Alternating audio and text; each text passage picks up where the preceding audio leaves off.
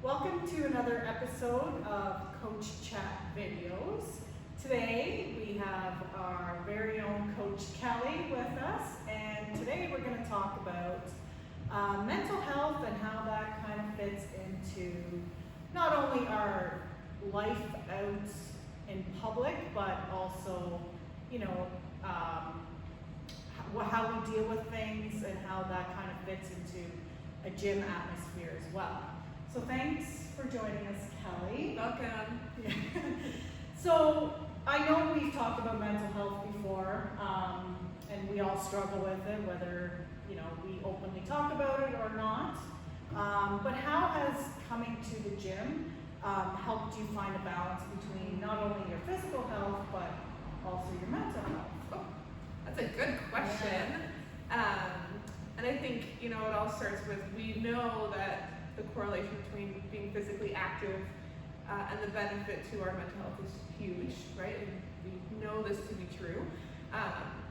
So where, coming to a facility or a place like Degree, for instance, it's not always easy to get that physical activity on our own, right? We get tired, we get busy, we don't maybe really want to.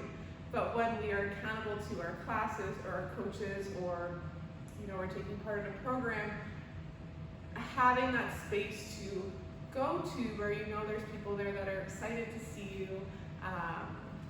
your gym family's there, it does make it easier to do the things that maybe you don't want to do, if that makes Yeah, totally. segue. Yeah, exactly, yeah. And being around those other members Yes. does kind of give you a sense of belonging. Even though maybe you could be struggling with something internally, it gives you like that 1 hour or whatever to just shut down, regroup, focus, and then kind of ground yourself and You don't refresh have to, yourself. Exactly. So I came, before coming to Degree, I competitively cheerleaded, and I was active that way. So when I graduated college and no longer had that sort of outlet, I did go through a period of I didn't know what to do with myself. I've never been good at normal sports or regular sports, like soccer or baseball, they just confuse me, I don't get it. So then when cheerleading was done, I didn't have, It's almost like you lost your sense of purpose. and the social aspect of it, which I never really realized. So, I would run and work out at home by myself or whatever, but it's nice, like Jackie had mentioned, it's nice to come to a space where you are supported by other people, and when you come through the doors, you don't have to tell everything to everyone, but you just know that you don't have to worry about, feeling anxious, or, maybe it just helps you not have to feel depressed for an hour or 60 minutes, right? So that way when you leave and go on for the rest of your day, it might not be a fix-all or be-all, end-all kind of thing, but we're going to have just a little bit of a better foundation to manage some of those emotions and things that come up for us. So, I always I try to think of here as a foundation, right? So when we were back in COVID lockdowns and stuff, and people were still experiencing kind of the fallout from that in terms of mental health. A lot of things stopped, or schedules changed, and everything just kind of blew up. So what we really tried to do here was keep everything the same, albeit yes, you're on Zoom, but having that foundation of your coaches are still there, your classmates are still there, we're still there, was very, what's the word I'm looking for? That consistency and reassuring that, that my gym family's still there, yes, everything else is chaotic. Chaos and whatever, but I still know that I have my 6 a.m. class, just on Zoom, where I still know that I'm going to meet everybody in the parking lot at 5:30 in the morning, kind of thing. So it helps the physical activity part of it, paired with, kind of the social aspect of it, it becomes your foundation kind of thing. Yeah, and I think it's okay to not be okay. And still Yeah. be surrounded by a bunch of people, and as you said, you don't have to talk about what you're going through, but just to have that environment where you can just chill and just be you, even if it's just for an hour, then take that back into if you're going to work or going home and doing online schooling with your kids, and then you also have to work and whatever the craziness of the world has brought to your life during that time. That's right. Yeah. And mental health has really been a big focus, especially the last number of years. So what advice would you give a younger version of yourself? If you knew now, if you knew then what you know now, what kind of advice would you give? Yeah, I feel like that's a song. Yeah. It could be. Wouldn't there be a lot?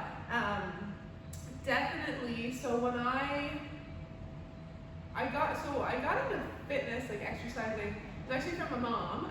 She would do the Windsor Pilates videos, the VHS, if we go back here. And I was like, oh, that looks kind of cool. So then I would join her, and all I knew, like, I didn't know anything about physiology or anything. I just knew, like, this makes me feel good. Like, I feel better after that. So that was sort of the seed planted. And then, there was a lot of rocky stuff growing up. I definitely battled with anxiety, depression, and things like that. So again, it goes back to, well, movement makes me feel good. It's something where I can go out for a run, and I can just run, kind of leave all the other stuff behind me, even if it's just for a little bit of time. So then, you can kind of continue on your day. So then, since I wasn't really good at sports, I think that can be tough sort of in a rural area, because really there isn't a lot of variety, right? So, I wasn't born a hockey player, so that was off the table. But there was a period of time where I think a lot of us go through, maybe we don't feel like we have anybody. We feel very kind of alone, or I'm not good enough, or I'm whatever, those teenage years, right? Absolutely. And then it was grade, I think it was like grade 11 or whatever. There was the cheerleading team at the high school in Clinton, and my girlfriend asked me if I wanted to go try out, and at that point I was like, cheerleading's stupid, and whatever, like, I'll go, but fine. And I wasn't really making good choices, hanging out with different people, doing our thing, hanging out, but it wasn't really conducive to actually moving forward in life. But I didn't know that at the time, so I didn't feel like I was worthy of anything else, right? So then when I started to surround myself with these people that believed in me, that would tell me, hey, good job. Oh, you're strong. I was like, what? I did a good job? You guys think I'm strong? Like, I can do this? I can do something? So I joined the cheerleading team, and here we are. But it starts to, when you're in an environment, so whether it's a sporting environment with whatever sport, or a gym-like degree, or a coaching space, when you have people that genuinely believe in you, genuinely care about you, and genuinely challenge you in the sense of like, hey, yeah, you can actually do this hard thing, it starts to make the wheels turn a little differently in our brain, right? So I remember then, because then, well, now I had responsibilities. I had to get to practice on time.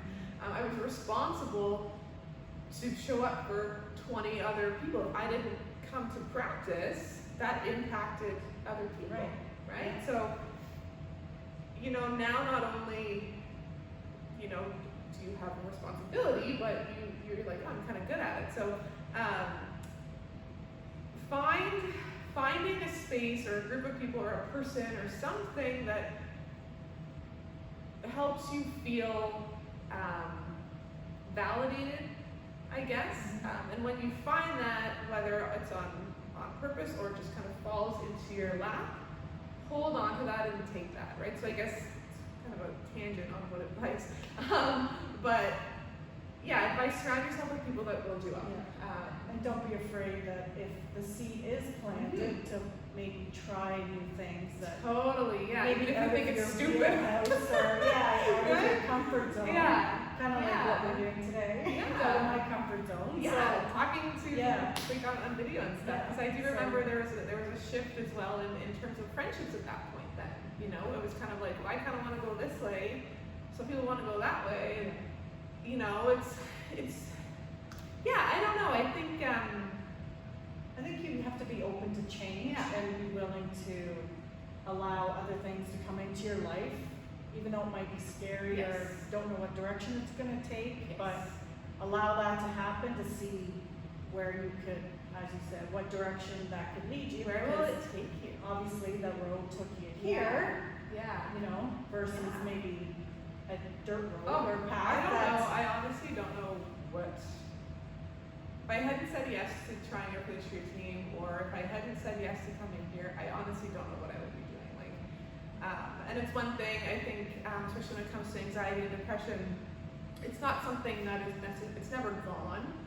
It's never like you just find different coping Yes. mechanisms to deal with ways to things. cope with it, to manage it, and being kind to yourself. I know that maybe sounds so cliche. Just be kind to yourself or whatever, but it's so true, and validate to yourself, like, it's okay to feel depressed, and it's okay to feel anxious, and it's so okay, because we live in a world where it's almost like we're told it's not okay. Like, don't feel anxious, don't be sad. Like, well, I am sad. Yeah. Right? Or like, I am angry, or do feel like Yeah. that.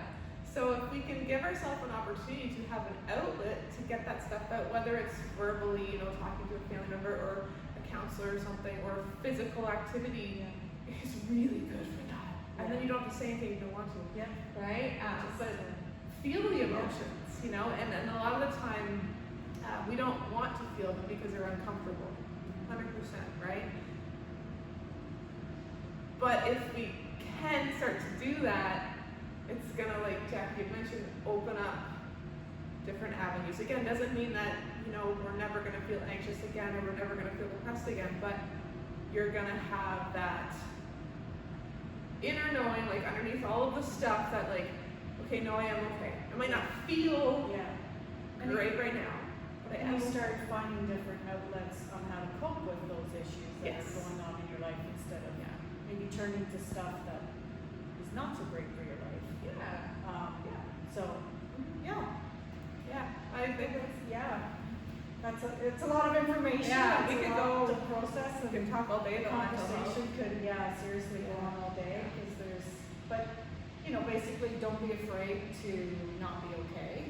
As we said, you don't have to talk about it, but you can, deal with it at the gym and just do a good workout for an hour and leave it here, and then continue on with your day. I always like to say, leave it on the floor and we'll sweep it out the door Yeah. after. Yeah. You don't need to carry that all Yeah, day. yeah. So I think that's really important, and just from our gym to you watching this, or whoever watches this, like Jackie said, it's okay to not feel okay, and our door is always open, or we need local resources. There's tons of great mental health support in Huron County Yes. that we can connect people with. Yeah. But no one needs to go through life feeling this big. Yeah. I want to make sure that everyone feels Inclusive, included and validated, Yeah. and you are enough, and you are so enough, and so if you can hear that, take it with you, and Exactly. mental health matters, and you matter watching Yeah. this. So. Exactly. Well, thank you very much, Kelly, Oh, for thank joining you. us today. It was a great Yes. conversation, as Love it. always. My heart is exploding. And stay tuned for our next Coach Chat video. Thanks, everybody.